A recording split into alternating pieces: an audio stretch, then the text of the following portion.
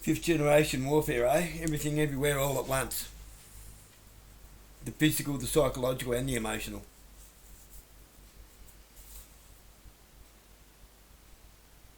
You have the three physical dimensions, then the other two, psychological and emotional. The physical triggers the emotional and the psychological. Each one of those damages each other. You can't process it.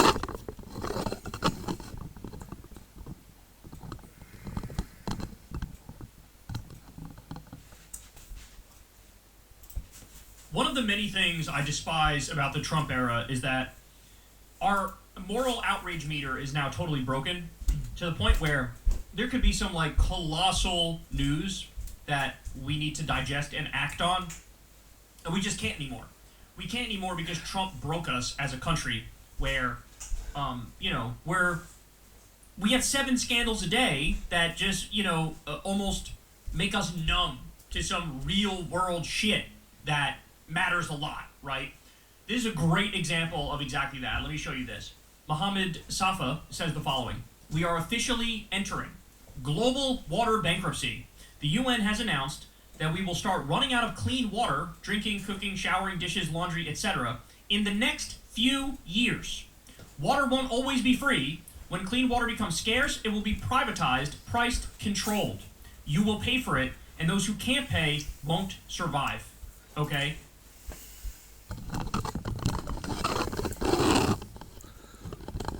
One of the key points when I was talking to Ken from Mariners was water. This was a major thing.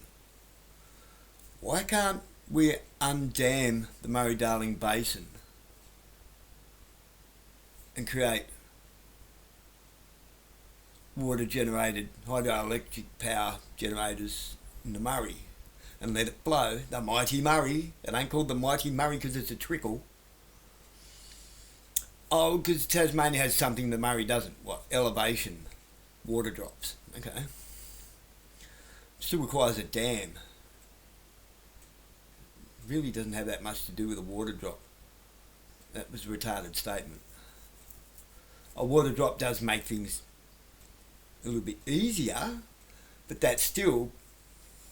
A dam has to be made for a backup, a banking up of water pressure. To conduit, to funnel water through a conduit. So a dam raises the water level.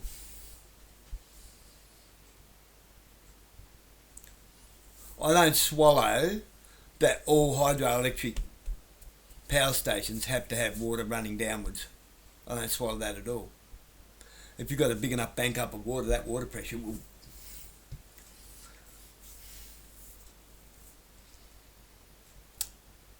It's a pressure thing, not a gravity thing. I don't know everything about it, but I'm not a fucking idiot. Data centres is what this is all about. We have the pristine water in Tasmania. We have some of the most pristine water in the world. Not the most, but some of. It's pretty damn good. The fishing's already terrible. I won't eat the fish out of the water here anymore. It's been ruined.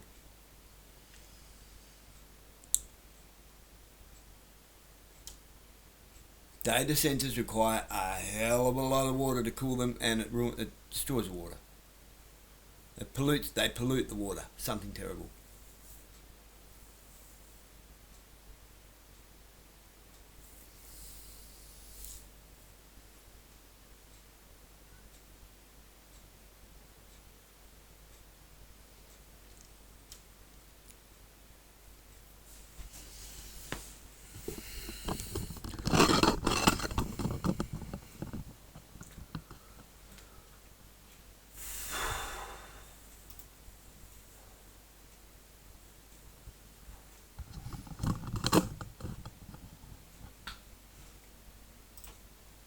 This is from the UN directly. Global water bankruptcy. I don't know, man. Seems like maybe we should all be talking about this, and maybe government should be acting on it and trying to do anything and everything in their power in order to stop this from occurring. And of course, you're not going to be surprised to learn what's the culprit. Climate change, of course. Everybody knew for a long time one of the worst elements of climate change is going to be wars over water. Because of the change in climate and on average, everything becoming way hotter, you're having more extreme weather events, more drought, more famine, freshwater sources are running low, and so there's going to be wars over water at some point. That's what it is. And so now, that day is here where they say, look, it's inevitable, this is going to happen, and I still see, no actual talk about this. I can't, you want to talk about feeling like a doomer, feeling pessimistic. When I read this, and then, there was nothing. I didn't see anything on CNN, didn't see anything on MSNBC, didn't see any U.S. politicians talk about this. And then meanwhile, ready for this? This shows you how psychotic this current moment in history is. Ready for this? Large data centers can each drink up to 5 billion gallons per day, or about 1.8 billion annually. So at the same time, we're entering global water bankruptcy. Right now is when the AI billionaires are demanding that we build more data centers, which require, basically stealing billions of gallons of fresh water. In a world that made sense, as soon as the news came out that, hey, we're entering global water bankruptcy, every world government would have said, okay, that's it. We're shelving the data center plans. At the moment, we're freezing it, and we're going to have to address this water shortage and this water crisis before we ever even discuss moving forward in any way, shape, or form with more data centers. But the world doesn't make sense. And of course, billionaires run the world. There's an elite cabal of pedophile billionaire rapists, and they actually run the world. And so they're making the real decisions. And the corporations are making the real decisions. And the governments are beholden to those corporations. A medium-sized data center can consume up to roughly 110 million gallons of water per year for cooling purposes, equivalent to the annual water usage of approximately 1,000 households. Larger data centers can each drink up to 5 million gallons per day, or about 1.8 billion annually. Usage equivalent to a town of 10,000 to 50,000 people. Together, the nation's 5,426 data centers consume billions of gallons of water annually. One report estimated that U.S. data centers consume 449 million gallons of water per day and 163.7 billion gallons annually as of 2021. A 2016 report found that fewer than one-third of data center operators track water consumption. Water consumption is expected to continue increasing as data centers grow in number, size, and complexity. According to scientists at the University of California, Riverside, each 100-word AI prompt is estimated to use roughly 1 bottle of water. This may not sound like much, but billions of AI users worldwide enters prompts into systems like ChatGPT every minute. Large language models require many energy-intensive calculations, necessitating liquid cooling systems. So, do you see the issue here? This is an existential battle for humanity, for the future of humanity.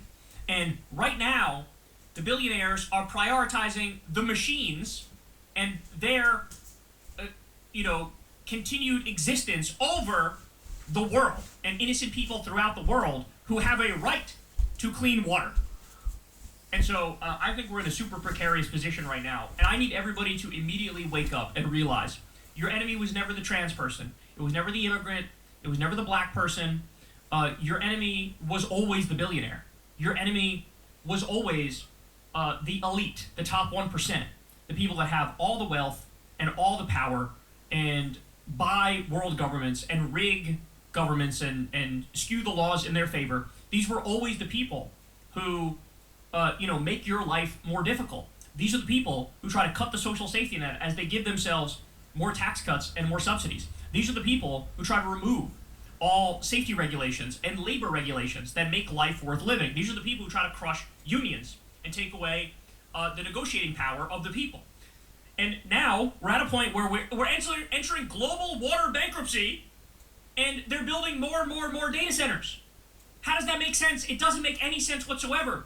We're doing this haphazard thing where we're the equivalent of the child doing something super dangerous, willy-nilly, and then we get hurt, and then we're like, oh shit, maybe we shouldn't have done that. Except there's those of us who are screaming from the rooftops right now through a megaphone, we need to stop this. I'm sorry, at this moment, I think AI should be banned. I think AI should be banned. I think there should be a moratorium on creating any more data centers. There should be a moratorium on trying to get to AGI, artificial general intelligence. I think we need to ban it right now. I think we need to ban it because when you look at, you need the data centers to make AI function, and it requires all this water, this fresh water that we don't have. Well, obviously we need to prioritize water for human beings over water for machines, right? And there's no talk about this. There's no talk about this. So this is yet another issue added to the slate of issues the Democrats in the U.S. need to take a stand on. But like, you got to cut off the money and the weapons to Israel and sanction Israel. Break up with Israel. Arrest all the Trump regime criminals, and there's a lot of them. Tax the motherfucking billionaires, but also ban AI. A moratorium on building any new data centers and a moratorium on any more advancement in AI. We can't do it. We can't do it. And they've already taken, because of AI, it's already the case that 34% of entry-level jobs are gone. And so now you're going to have a white-collar Armageddon. We already had the blue-collar Armageddon. That was all the outsourcing at NAFTA, the World Trade Organization, permanent normal trade relations with China. That destroyed the working class in this country and made it so, you know, they were screwed. They were screwed. And then you had all these former factory towns that are now like hubs of drug addiction and just desolate, dark, gray, sad places where people are broken and living lives of despair. And now that same thing we're about to witness happen to the white-collar jobs too. All the white-collar jobs that are there now AI is coming for those jobs. So this is the world that the billionaires want. They want a world where if you are working class, if you're the bottom 90%, 95, 99%, fuck off. Fuck off. There's going to be no social safety net. There's going to be no jobs for you. You're not going to be able to pay the bills. And the top 1% is going to have all of the income, all of the wealth, all the power, all the control. And everybody's basically a slave peasant to that class of people. And they're creating these machines where they get all the wealth from those machines, right? And now it's hogging all of the world's resources in order to bring about their dream of artificial general intelligence. This is like the plot to a bad sci-fi movie. The lack of foresight among our leaders is astounding to me. The fact that they're all vapid husks of human beings. They're all totally empty because none of them actually give a shit about humanity and about protecting us from, you know, the worst elements of climate change and the worst elements of AI. And now it's like, whatever, let the data centers use the water and fuck all the people in developing countries and eventually the people in developed countries. That's where we are now. That's where we are. So it's time, bro. It's time to act. We need a total moratorium on any more data centers, total moratorium on any further advancement in AI, because now we're talking about existential life and death type shit. It's not even just, hey, it's going to take all the jobs, which is one thing. But now it's also, oh yeah, that water, we're in global water bankruptcy and we kind of need it for the people. So fuck, it shouldn't be going to your machines. Like it's a very simple thing that everybody agrees with in theory. It's now time to impart that in reality. Hey y'all, do me a favor and like and subscribe. It helps out big time in the algorithm. Click the bell at...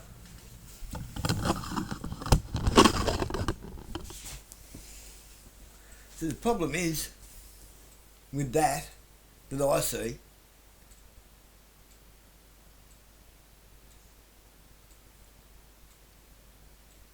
is that all the people that are getting all the say are the people who are being funded by these people, or the people that have put themselves into a position where they rely on these things. And they've taken over governments and they've bought people out. They seem to have bought out the most short-sighted of people who are career-driven and they just want their 5 minutes of fame and their pound of flesh.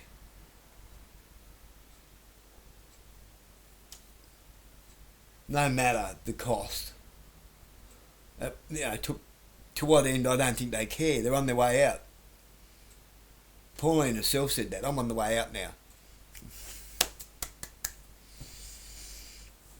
Good for you. What difference have you made other than created a lot of arguments and havoc? And you've been a provocateur, Pauline. Is about all you've done. A provocateur for no positive benefit. As you walk out, you're going to leave an inferno of bullshit. And like I say, I've actually been told by somebody else who apparently seems to know Pauline's, Lee is not Pauline's daughter in the sense that she's different. We'll see, I guess. I don't hold any high hopes of there being any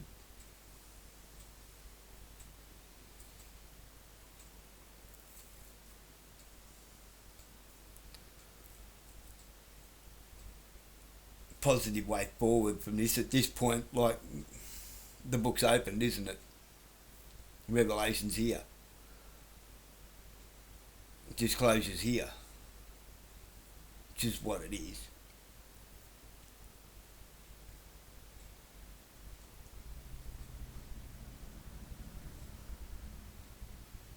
But it also says that God will provide. Now, there'll be a lot that suffer.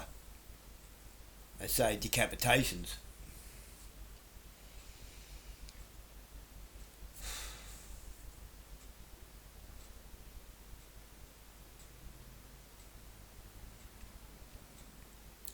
But not everybody.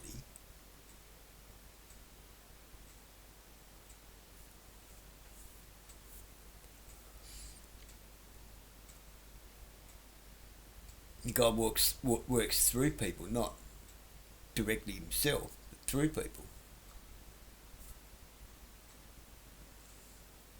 Wouldn't it be great if we could actually encapture our state and make it a safe haven? Just, if there was a few pockets around the world, just safe havens. Just like, okay, we'll be the reset for when that all goes to shit, which it will. You know, it will be what starts again, if there is a start again.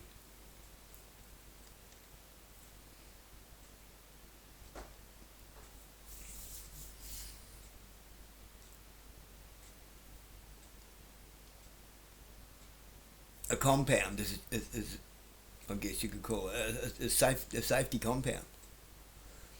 Wouldn't that be the intelligent thing to do? To have certain areas that just aren't hooked up to any of this shit? For those of us who don't want to go there? Cool. And we can just see what happens. Just in case, you know. That way people can have a choice. Okay, you can go there if you want. We don't want to go there.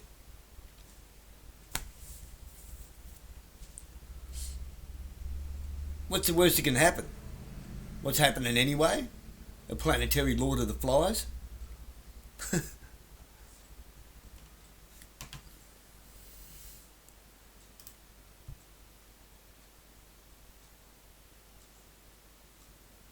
When the people that only had tunnel vision of one way that this can go without considering the consequences to a point of perhaps we should have a plan B, when they're the people in charge, they're the exact people you don't want in charge. That's this way, or it's not at all. And when that fails, what next? It's just like all these people protesting. Okay, well done. Now what are you going to do? Did you plan the next step? Did you plan what would happen after? The infinitesimal, unlikely chance that you might win? This fight that you're fighting against yourself?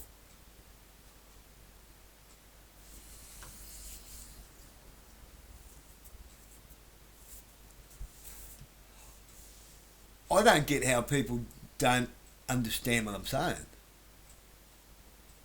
Well, I really don't. Because every plan must have a contingency. Everything must have a plan B. Plan B doesn't mean that you plan to fail. It means that you plan to catch yourself if it falls so that you do succeed.